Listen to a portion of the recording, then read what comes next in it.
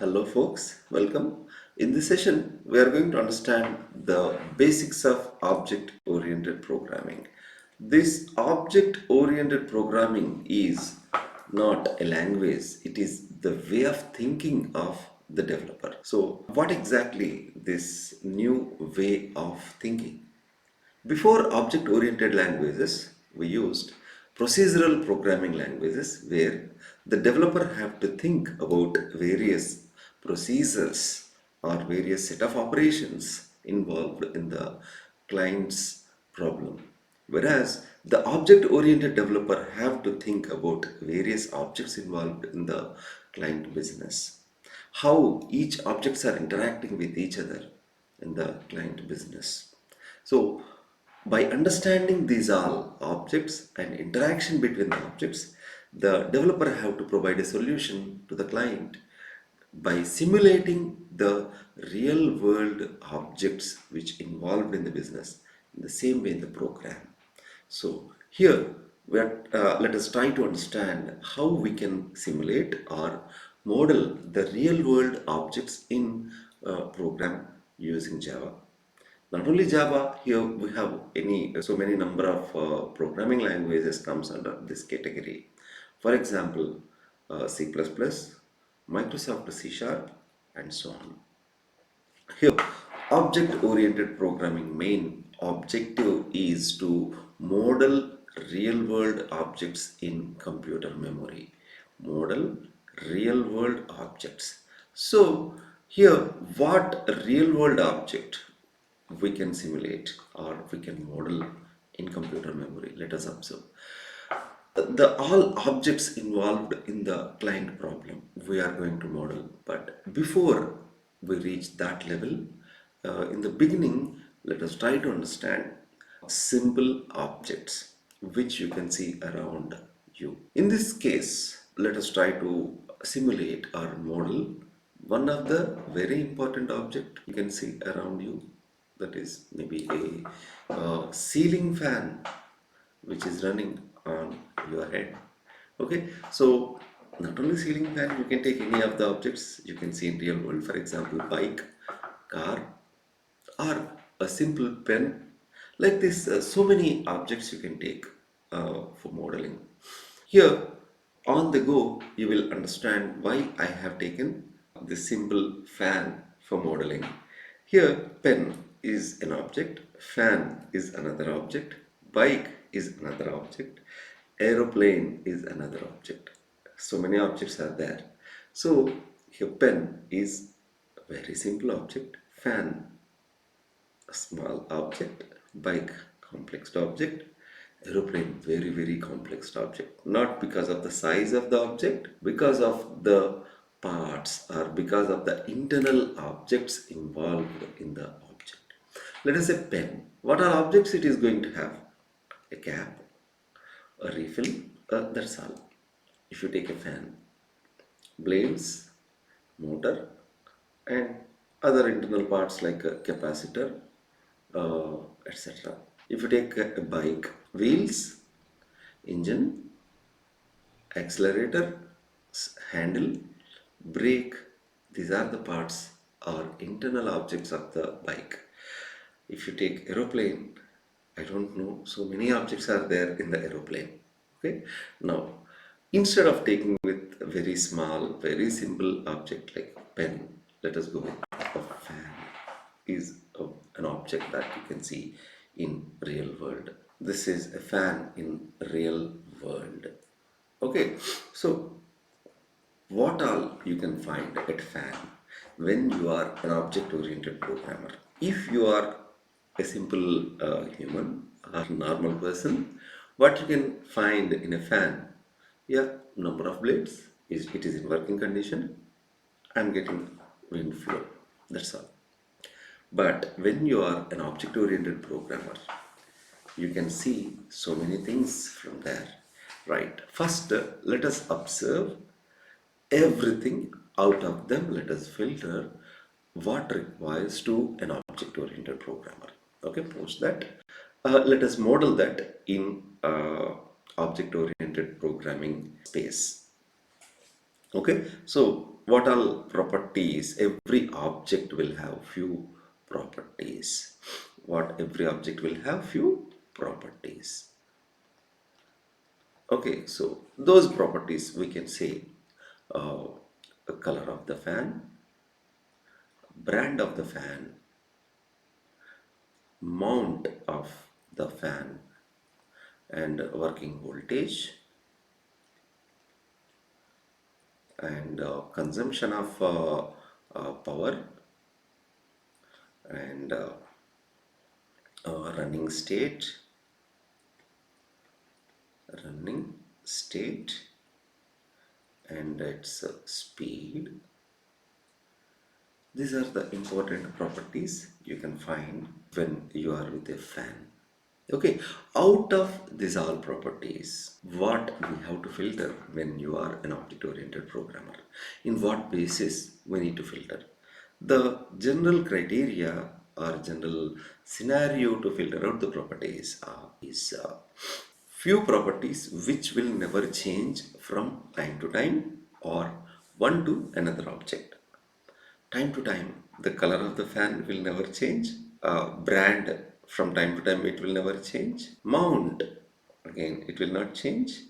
Like this, if you filter out the properties which will never change from time to time. So these are the properties you can filter out. What properties are changed from time to time? This running state, whether is it on or off, speed with what maybe RPM, revolutions per minute the fan is running. So these two are the properties. Okay, so after properties, few operations, the fan expects from the user to perform on it. Okay, what all operations? Let us try to think and analyze. The fan expects from the user to turn it on or off, turn on or off, and another operation the fan expects is uh, increase or decrease speed, increase or decrease the speed of the fan. And along with these two, one more thing every object will have, that is services offered. Services offered. Every object will offer few services. So those services are like wind flow. Wind flow is another service. Another service in sense the service. Now here, if you want to increase the wind flow, what you have to do means, if you want a different service from the fan, what you have to do? You have to perform one operation on the fan. You have to perform one operation on the fan. Say for example, increase or decrease the speed. As the result of increasing or decreasing the fan speed, the fan speed property will change. As and when the fan speed property, immediately either wind flow increases or decreases. Got my point? I am repeating. If you want to change the wind flow, what you have to do? You have to increase or decrease the fan by using the provided regulator. As a result of increasing the speed, what will happen? Increasing the speed operation when you performed, the speed property of the fan increases, the wind flow you are getting will increase. Okay, so these are the simple things or simple points we consider when you are at the fan. Not only fan, you take any of the object you can see around you. So many times I am using the word object. What all objects are there which you can consider as an object around you? Everything is an object. Everything, each and everything around you, you can see is an object. people calls every entity. Okay, so every entity you can see, everything you can see in the world is an object. Okay, here what are objects we are going to consider in the client business, or which objects are participating in the client business only we are going to consider. Okay, right now here these are the points we observed for a simple object, fan. Okay, now from this fan, this is what actually a real world object.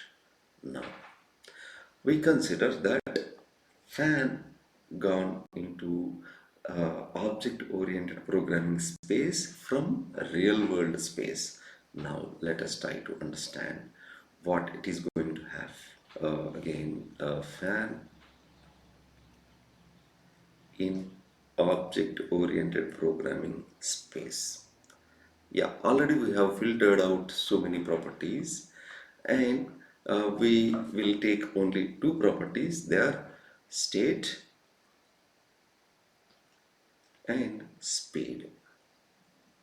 These two are properties. So these properties are also known as member variables of a class. Member variables. Okay, and then operations switch or turn on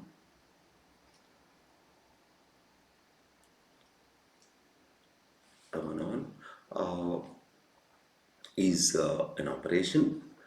Speed is another operation, and when you are a programmer, you have to define the service offered as another operation, wind flow. So these are the operations. What these three are operations or member methods. Operations or methods. So these methods in object-oriented programming language, for example Java, methods are loosely comparable with the functions of any procedural programming language like C. Okay, so how you can differentiate the operations expected uh, by the object and services offered by the object, these two. How you can consider these two, how you can differentiate these two in object-oriented programming. Here, the operations expected are, you can say, methods with arguments, and services offered you can compare with the methods with the return values. So in this way you can differentiate the two kinds of operations, that is operations expected by the object, services offered by the object. Now let us try to uh, continue this exercise with a few more details. In object-oriented programming, when you want to have objects, first you need to define a class. What you need to define? A class. In object-oriented programming languages, whenever you want to have objects, you have to first define class. Now, these two are another more important terms very frequently used in object-oriented programming languages. This class and object, these two are the terms lies in the heart of object-oriented programming language, we can say. What is a class and what is the object? Before we are going to have this fan object in OOP, first, we need to have its class. What exactly the class is? When the bike manufacturer has planned to make so many new bikes and sell in the market, what is the sequential operations or sequential procedure they follow for that bike? First, they draw some drawings on paper, and then they simulate or they analyze that document or the papers, drawings on the paper. When they feel the particular part of the drawing, in part of the bike in the drawing is not very good, they redesign on the paper. Like that, they develop the drawing or they evaluate the drawing so many iterations, and once they conclude the final version of the drawing, then they start manufacturing drawings. Okay, so classes are similar to drawings of the bike. Okay, so object is the bike.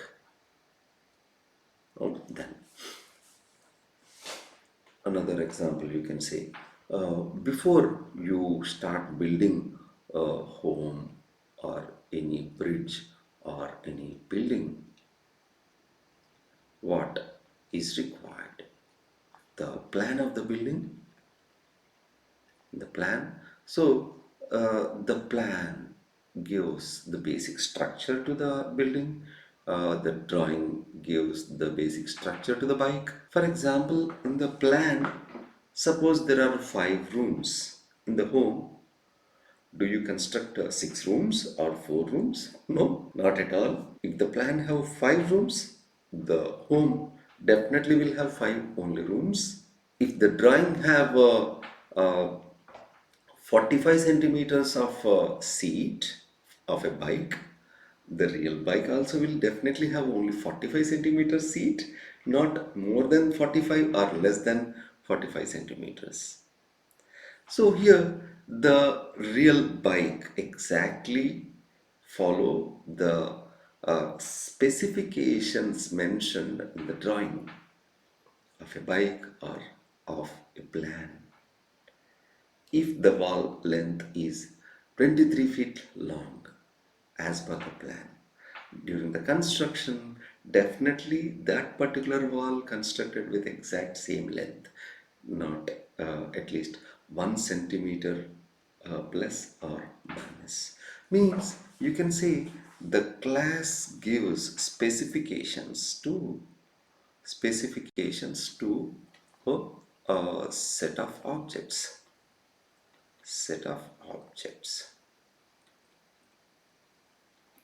Okay, then what is an object? Object is construction or physical construction of physical construction as per the specs is an object. The same strategy, the same sequence we follow in object-oriented programming as well. Okay, here specifications of, did you notice I mentioned set of objects, not a single object. Set of objects means once if a drawing has proven as a perfect drawing, can we only make a single bike or so many bikes? In the similar way, once a plan is good, can we make only one building or one home or many homes? So that was the reason I have mentioned here set of objects. Okay. So here what is very core out of these two? Class is very important to have object. But why we are not calling class oriented programming language instead of object oriented programming language? Why we are not calling it class oriented programming language instead of object oriented programming language? Because we can solve our problems with the bike. We can solve our problems with the bike or building or home. That was the reason we call it is object oriented programming language, though we use class to construct the object. Okay, So this is the understanding behind the words class and object. Now, if I write about a fan, so many specifications, so many details I wrote about the fan. So what you can say, is this a fan? No, not exactly. These are specifications of a fan, but if something constructed exactly like this, then that is a fan. This is a fan, but this is not a fan. This is these are a set of specifications. What you can say, these are specifications, or you can say sometimes it is blueprint, blueprint, blueprint, blueprint of a building, or blueprint of a bike, or blueprint of a fan. That is a class. Okay, I hope you understand clearly about the relation between the class and object. Okay, in another session, let us try to understand syntactically how we can define a class and object, and we can use the object. Thank you for watching the video.